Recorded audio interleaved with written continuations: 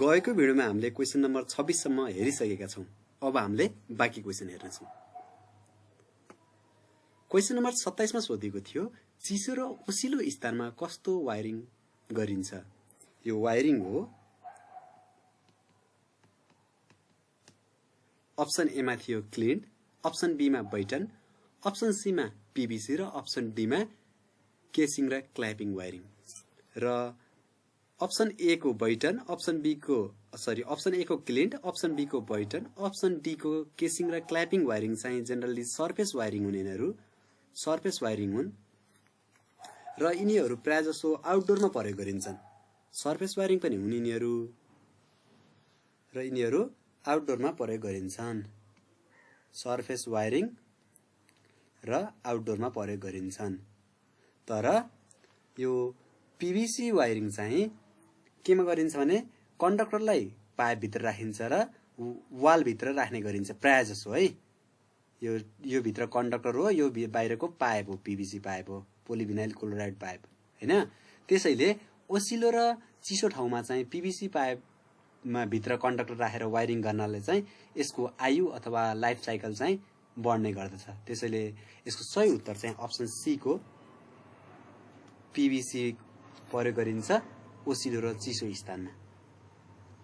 अर्को question number 28 rabbit कन्डक्टरको cross sectional क्षेत्रफल कति हुन्छ। रेबिट कन्डक्टरको क्रस सेक्सनल क्षेत्रफल कति हुन्छ। यो अलिकति गाह्रो क्वेशन, कन्फ्युजिङ क्वेशन पनि हो। तपाईहरुलाई डिफिकल्ट हुन सक्छ किनकि कन्डक्टर धेरै छन् र यिनीहरुको क्रस सेक्सनल याद गर्न गाह्रो हुन सक्छ। तर जेनरली नेपालको केसमा डिस्ट्रिब्युसनमा प्रयोग हुने कन्डक्टर चाहिँ 4 वटा मात्र छन् र अथवा 3 टा पनि भन्न सकिन्छ, 4 वटा पनि भन्न सकिन्छ। स्क्वायरल पनि प्रयोग गरिन्छ कतै कतै चाहिँ स्क्वायरल, 2 मा चाहिँ विसेल, 3 मा रेबिट र 4 मा डग। यी नेपालमा प्रयोग गरिने डिस्ट्रिब्युसनका कन्डक्टरहरू हुन् र यिनीहरूको क्रस सेक्सनल एरिया मैले तपाईहरुलाई यहाँ लेख्छु जसले गर्दा अन्य क्वेशनहरुमा पनि सजिलो हुन सक्छ। स्क्वायरलको 20 mm स्क्वायर, 20 वर्ग मिटर स्क्वायर, वर्ग मिलिमिटर स्क्वायर है। विसेलको 30 मिलिमिटर स्क्वायर, र्याबिटको 50 मिलिमिटर स्क्वायर र डगको 100 मिलिमिटर स्क्वायर। र अब यो क्वेशनमा चाहिँ के सोधेको छ, रेबिट सोधेको छ भने तपाईलाई डाइरेक्ट थाहा भयो यसको कति हुने भयो, 50 वर्ग मिलिमिटर हुने भयो। अप्सनहरु थियो अप्सन ए मा 60 वर्ग मिमी, अप्सन बी मा 50 वर्ग मिमी, अप्सन सी मा 40 वर्ग मिमी र अप्सन डी मा 30 वर्ग मिमी। र यसको सही उत्तर अप्सन बी 50 वर्ग मिमी हो। र तपाईहरुलाई मैले यो टिप्स अथवा रिक्वेस्ट पनि गर्न चाहे, यस्ता क्वेशनहरु आउन सक्छ त्यसैले यो 4 वटा भ्यालु चाहिँ तपाईले याद गर्नु होला, कतै नोटबुक्समा लेखेर राख्नुस् जसले गर्दा अन्य एक्जाममा पनि काम लाग्न सक्छ। अर्को क्वेशन छ the distribution transformer is design with minimum possible core losses. Minimum possible core losses this is because भनेर सोधेको थियो।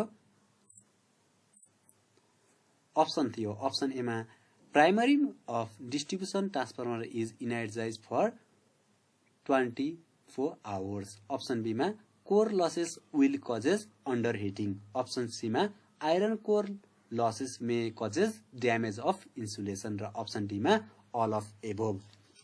र यो क्वेशन बुझाउनको लागि तपाईलाई मैले अझै अलिकति जानकारी गराउन चाहे लसेसको बारेमा। बेसिकली ट्रान्सफर्मरमा 3 वटा लसेस हुन्छ।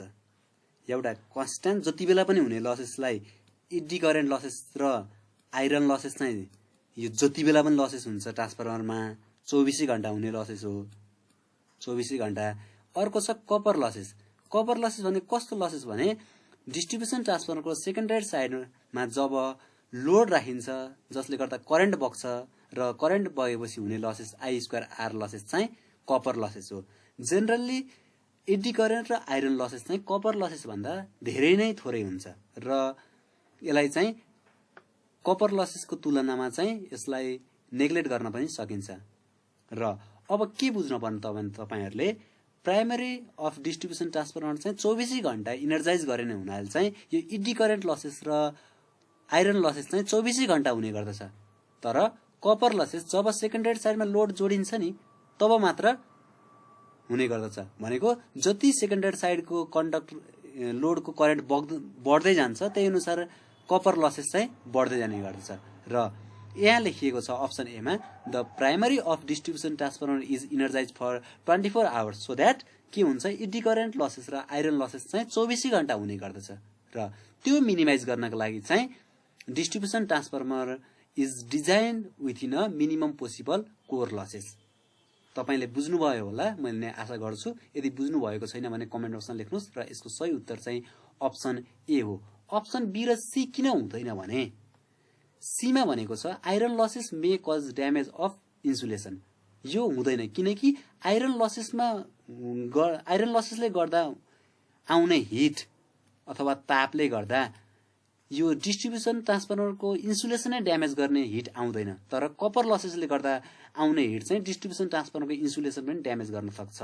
र अर्को बी मा के भनेको छ भने iron losses will cause under heating भनेको अन्डर हिटिङ चाहिँ गर्न सक्छ, हिटिङ चाहिँ गर्न सक्छ तर ड्यामेज गर्ने हिटिङ गर्न सक्दैन। त्यसैले यसको सही उत्तर चाहिँ अप्सन ए हो। ओभर हिटिङ हुन पर्ने हो यो। ओभर हिटिङ पनि गर्दैन ड्यामेज पनि गर्दैन है इडी करेन्ट र आइरन लसले गर्दा हुने करेन्ट। अर्को छ क्वेशन नम्बर 30 कुन कंक्रिट पोल प्रचलनमा छैन? कुन कंक्रिट पोल प्रचलनमा छैन? अप्सन ए मा 6 मिटरको कंक्रिट पोल, अप्सन बी मा 8 मिटर, अप्सन सी मा 9 मिटर र अप्सन डी मा 11 मिटर। जनरली 11 मिटरको कंक्रिट पोल चाहिँ 11 केबी ट्रान्समिसन लाइनको मा प्रयोग गरिन्छ केबी जनरली है। र यो 8 र 9 मिटरको चाहिँ 220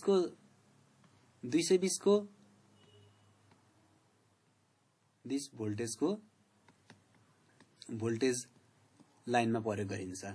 यसरी पनि बुझ्न सक्छौं। र यो 8 र 9 मिटर चाहिँ केमा डिपेन्ड गर्छ भने यो कंक्रिट पोलको तल कति गाड्नु पर्ने ठाउँ हेरे अनुसार यसलाई कति गाड्नु पर्ने भन्ने हुन्छ माटोको प्रकार अनुसार। र यसको हाइट चाहिँ पोलको हाइट चाहिँ अर्को केमा पनि डिपेन्ड गर्छ भने रोडमा क्रसिङ गर्नु पर्यो कतै त्यस्तो ठाउँमा पनि यसको हाइट बढी हुनु पर्यो। त्यसैले गर्दा जनरली 8 गरिन्छ र कतै कतै ठाउँमा 9 मिटरको पनि पोल प्रयोग गर्ने गरिन्छ। त्यसैले प्रयोगमा नभएको पोल चाहिँ 6 मिटरको पोल चाहिँ प्रयोगमा छैन। अप्सन ए यसको करेक्ट हो।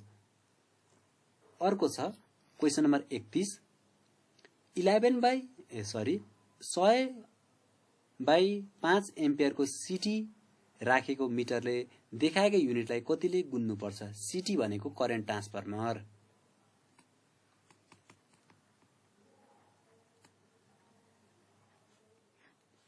ले कति गुन्नुपर्छ भनेको थियो। अप्सन ए मा 5, अप्सन बी मा 20, अप्सन सी मा 25 र अप्सन डी मा 100। तपाईलाई मैले यो सिटी को प्रिन्सिपल बताउँछु। सिटी चाहिँ के गर्छ भने सिटी मा चाहिँ यसरी यसले एमिटरमा भ्यालु दिन्छ हैन। ल सिटी को चाहिँ लो भोल्टेज प्राइमरी साइड लेखेँ यसलाई मैले सेकेन्डरी साइड यता प्राइमरी साइडमा एकदम थोरै टर्न हुन्छ मानव एउटा मात्र टर्न र सेकेन्डरी साइडमा धेरैवटा टर्न हुन्छ। र यसले हाई भोल्टेज साइडमा भएको करेन्टलाई अथवा हाई भ्यालु अफ करेन्ट भएको साइडको करेन्टलाई चाहिँ लो रेन्ज अफ एमिटरले प्रयोग गरेर मेजर गर्ने गरिन्छ। र तपाईहरुलाई ट्रान्सफर्मरको प्रिन्सिपल थाहा छ होला। के हो ट्रान्सफर्मरको प्रिन्सिपलको voltage ratio principle V2/V1 = N2/N1 = I1/I2। यहाँ नबिर्सिनु होला यहाँ V2/V1 सिमिलर हुन्छ तर यहाँ I1/I2 हुन्छ इन्भर्स रिलेसन हुन्छ टर्नसँग। र यसरी हेर्दा यो यदि 100 भ्यालु चाहिँ के छ 100 भ्यालु चाहिँ सेकेन्डरी साइडमा भएको टर्न हो किनकि मैले के भनेछु सेकेन्डरी साइडमा बढी टर्न हुन्छ र प्राइमरी साइडमा चाहिँ कति टर्न हुन्छ थोरै टर्न हुन्छ, 5 मात्र टर्न छ। ल 5 मात्र टर्न छ भने यसले कति गर्यो, I1 अपन I2। र यसरी हेर्दा के गर्नु पर्यो, I1 को भ्यालु निकाल्न के गर्नु पर्दछ, I2 जति भ्यालु आउँछ तपाईको मिटरमा त्यसलाई 20 ले गुणा गर्नुपर्ने रहेछ। यो रिलेसन बुझ्नु भएन भने पनि तपाईले के याद गर्नु भने 100 अपन 5 भनेको चाहिँ 100 एम्पियरलाई 5 एम्पियरमा डाउन गरेर हेर्ने हो रेन्ज। त्यसैले जति हो त्यति भ्यालु निकाल्न चाहिँ 20 ले गुन्नु पर्छ अथवा मल्टिप्लाई गर्नु पर्दछ। त्यसैले यसको सही उत्तर अप्सन बी हो। अर्को छ क्वेशन नम्बर 32, विद्युत खपत गरी महसुल कम तिर्न के गर्नु पर्दछ। विद्युत खपत गरी महसुल कम तिर्न के गर्नु पर्दछ। अप्सनहरु छ, अप्सन ए मा विद्युत खपत कम गर्नु पर्दछ, अप्सन बी मा एलईडी बत्ती प्रयोग गर्नु पर्दछ र अप्सन सी मा इन्भर्टर राखी बत्ती बाल्नु पर्दछ। अप्सन सी मा इन्भर्टर राखी बत्ती बाल्नु पर्दछ र अप्सन डी मा मिटर कम घुम्ने गराउनु पर्दछ।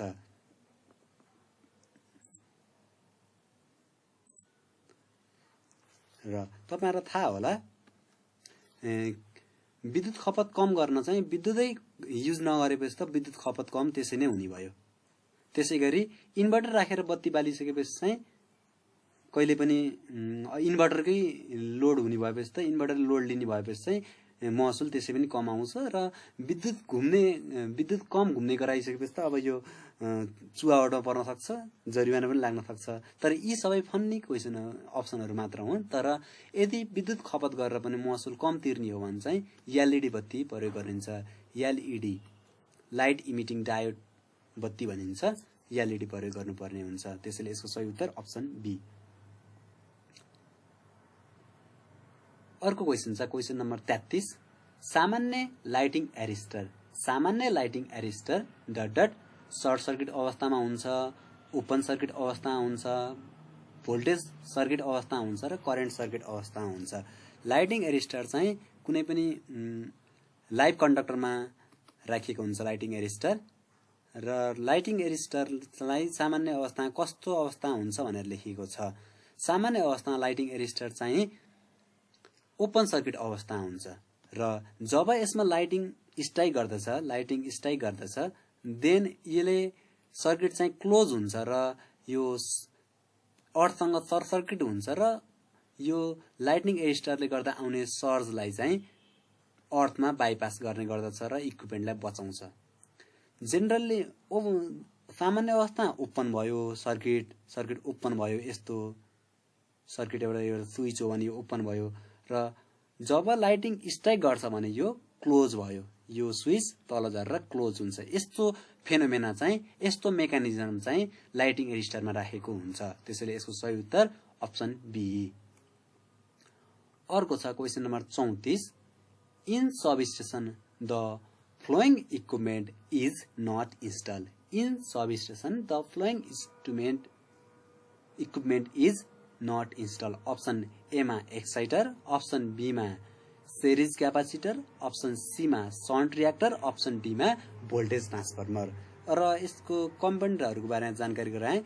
सुरुमा मैले यो सेरिज क्यापासिटर भनेको चाहिँ भोल्टेजलाई बुस्ट अप गर्नलाई प्रयोग गरिन्छ, भोल्टेज बढाउनको लागि प्रयोग गरिन्छ सबस्टेसनमा। त्यसैगरी रियाक्टरलाई चाहिँ भोल्टेजलाई चाहिँ डाउन गर्न प्रयोग गरिन्छ र भोल्टेज ट्रान्सफर्मर भनेको चाहिँ भोल्टेजलाई स्टेप अप पनि गर्न सकियो, भोल्टेजलाई स्टेप डाउन पनि गर्न सकियो। र एक्साइटर चाहिँ वास्तवमा यसको एन्सर हो जुन सबस्टेसनमा हुँदैन, यो चाहिँ जेनेरेटिङ स्टेसनमा हुन्छ। जेनेरेटिङ स्टेसनमा चाहिँ एक्साइटरले चाहिँ यो भोल्टेजलाई चाहिँ भोल्टेज हुन्छ नि, यो भोल्टेज चाहिँ भ्यारी गरेको भोल्टेजलाई चाहिँ कन्स्ट्यान्ट गराउनको लागि चाहिँ एक्साइटरले काम गर्दछ र सबस्टेसन नहुने इक्विपमेन्ट चाहिँ एक्साइटर हो। त्यसैले यसको सही उत्तर के हुने हो, अप्सन ए को एक्साइटर। एक्साइटर चाहिँ जेनेरेटिङ स्टेसनमा हुन्छ र बाँकी सेरिज क्यापासिटर, शन्ट रियाक्टर र भोल्टेज ट्रान्सफर्मर चाहिँ केमा हुन्छ, सबस्टेसनमा हुन्छ। र question number 35, overhead system can be design for operation up to overhead system can be design for operation up to option एमा 11 केबी, अप्सन बीमा 33 केबी, अप्सन सीमा 66 केबी र अप्सन डीमा 400 केबी। र यो चाहिँ नेपालको लागि बनाएको क्वेसन हुनुपर्छ जस्तो लाग्छ मलाई, किनकि ओभरहेड ट्रान्समिसन लाइन कतिसम्म डिजाइन गर्न सकिन्छ भनेर सोधेको थियो र यसको सही उत्तर 400 केबी हो। नेपालमा पनि 400 केबी सञ्चालनमा आइसकेको छ, तर विदेशमा चाहिँ याद रहोस् 11,000 केबीसम्म पनि ट्रान्समिट भइसकेको छ ओभरहेड ट्रान्समिसनमा, यो चाइनामा है त। चाइनामा चाहिँ 11,000 केबीसम्म चाहिँ ट्रान्समिट भइसकेको छ र यसको सही उत्तर यहाँ सोधेकोमा चाहिँ सबैभन्दा ठुलो भ्यालु चाहिँ 400 केबी हुनाले 400 केबी यसको राइट एन्सर। र क्वेसन नम्बर 36, हाई भोल्टेज प्रसारण प्रणालीको भोल्टेज कतिसम्म घटी वा बढी गर्न पाइन्छ? हाई भोल्टेज प्रसारण प्रणालीको भोल्टेज कतिसम्म घटी वा बढी गर्न पाइन्छ? अप्सन एमा 2.5, अप्सन बीमा 5%, अप्सन सीमा 10% र अप्सन डीमा 15%। र हाई भोल्टेज प्रणाली लो भोल्टेज र फ्रिक्वेन्सी गरी लो भोल्टेज अथवा डिस्ट्रिब्युसन र फ्रिक्वेन्सी गरी तीनवटा चाहिँ रेन्ज राखेको छ। विद्युत नियमावली 2050 यो तपाईले हेर्न सक्नुहुन्छ। विद्युत नियमावली 2050 अथवा इलेक्ट्रिसिटी रेगुलेसन भन्छ। हाई भोल्टेजमा चाहिँ 10% सम्म भोल्टेज के अरे थप घट हुन सक्यो, लो भोल्टेजमा 5% सम्म थप घट हुन सक्यो भने फ्रिक्वेन्सी चाहिँ 2.5% सम्म थप घट हुन सक्छ। यस्तो हुन्छ नेपालको विनियमावली अनुसार। त्यसैले यसको सही उत्तर हाई भोल्टेजको लागि कति भयो? Option C 10%। अर्को छ question number 37, transmission line insulator are made of? Option एमा ग्लास, अप्सन बीमा पोर्सिलिन, अप्सन सीमा आइरन र अप्सन डीमा पीवीसी। यो चाहिँ अलिकति मिस्टेक क्वेसन हो जस्तो लाग्छ मलाई अप्सन अनुसार चाहिँ, किनकि ट्रान्समिसन लाइनको इन्सुलेटर चाहिँ ग्लासबाट बनाउन सकिन्छ, पोर्सिलिनबाट पनि बनाउन सकिन्छ र अर्को छ पोलिमरबाट पनि बनाउन सकिन्छ। पोलिमरमा चाहिँ एउटा पीवीसी पनि हुन्छ, अर्को इक्विपमेन्ट नै हुन्छ है त। तर आइरनबाट चाहिँ ट्रान्समिसन लाइनको इन्सुलेटर छैन। त्यसैले यहाँ चाहिँ एउटा अप्सन चाहिँ के हुन पर्थ्यो भने अल अफ एबभ भन्ने अप्सन हुनु पर्थ्यो, तर यहाँ अप्सन त्यस्तो छैन। र अन्य क्वेसनहरुमा तपाईलाई एनरो अप्सन दिन सक्छ। अप्सन 1 मा ग्लास, अप्सन बी मा पोर्सिलिन, अप्सन सी मा पोलिमर र अप्सन डी मा अल अफ एबभ, अल भनेर। यस्तो क्वेसन आयो भने चाहिँ अल लाउनु होला एन्सर। तर यहाँ अल पनि छैन, तर पोर्सिलिन पनि छ, ग्लास पनि छ भनेपछि यसको एन्सर चाहिँ पोर्सिलिन लाउनु होला। मैले धेरै ठाउँमा यसको एन्सर खोजे, यसको सही उत्तर चाहिँ इन्टरनेटमा पोर्सिलिन मात्र पाएको हुनाले दुईवटा गिभन भयो भने चाहिँ पोर्सिलिन लाउने गरिँदो रहेछ। त्यसैले यसको सही उत्तर अप्सन बी हो। नत्र यो क्वेसनमा चाहिँ अल अफ एबभ भएको भए चाहिँ र पोलिमर पनि दिएको भए चाहिँ अल अफ एबभ चाहिँ हुन्छ। ग्लास, पोर्सिलिन र पोलिमरबाट चाहिँ ट्रान्समिसन लाइन इन्सुलेटर बनाउन सकिन्छ। तीनवटा मटेरियल्स याद गर्नु होला र अहिले चाहिँ यसको एन्सर चाहिँ पोर्सिलिन। आजको लागि अन्तिम क्वेसन, सिटी र पीटी कस्ता खालका ट्रान्सफर्मर हुन्? सिटी र पीटी कस्ता खालका ट्रान्सफर्मर हुन्? अप्सन छ, अप्सन ए मा step down, option B step up, option C A र बी र अप्सन डी कुनै पनि होइनन्। र सिटी र पीटी चाहिँ कस्ता खालका ट्रान्सफर्मर हुन् भने यसले करेन्टलाई मानौँ हामीले पीटी ल्याएछौँ, पोटेन्शियल ट्रान्सफर्मर पीटी। पीटीले चाहिँ भोल्टेजलाई डाउन गर्छ, भोल्टेजलाई डाउन गर्दछ, स्टेप डाउन गर्छ, तर करेन्टलाई चाहिँ स्टेप अप गर्दछ, स्टेप अप गर्दछ। त्यसैगरी सिटीले के गर्छ भने करेन्टलाई डाउन गर्दछ, तर भोल्टेजलाई चाहिँ करेन्टलाई डाउन गर्दछ, सिटीले भोल्टेजलाई चाहिँ अप गर्दछ। त्यसैले सिटी र पीटी चाहिँ स्टेप डाउन पनि हुन्, स्टेप अप पनि हुन्। यो ट्रान्सफर्मर को करेन्ट र भोल्टेजलाई केलाई स्टेप अप गरेको र केलाई स्टेप डाउन गरेको अनुसार भर पर्ने हुनाले यसको सही उत्तर चाहिँ अप्सन सी को ए र बी हो। हस्त साथीहरु, यसका साथै मैले यो भिडियो यही सक्छु। तपाईलाई मेरो भिडियो कस्तो लागिरहेको छ, कुनै सल्लाह सुझाव र प्रतिक्रिया भए कमेन्ट बक्समा लेख्नमा हार्दिक अनुरोध गर्दछु। हस्त, धन्यवाद, नमस्कार।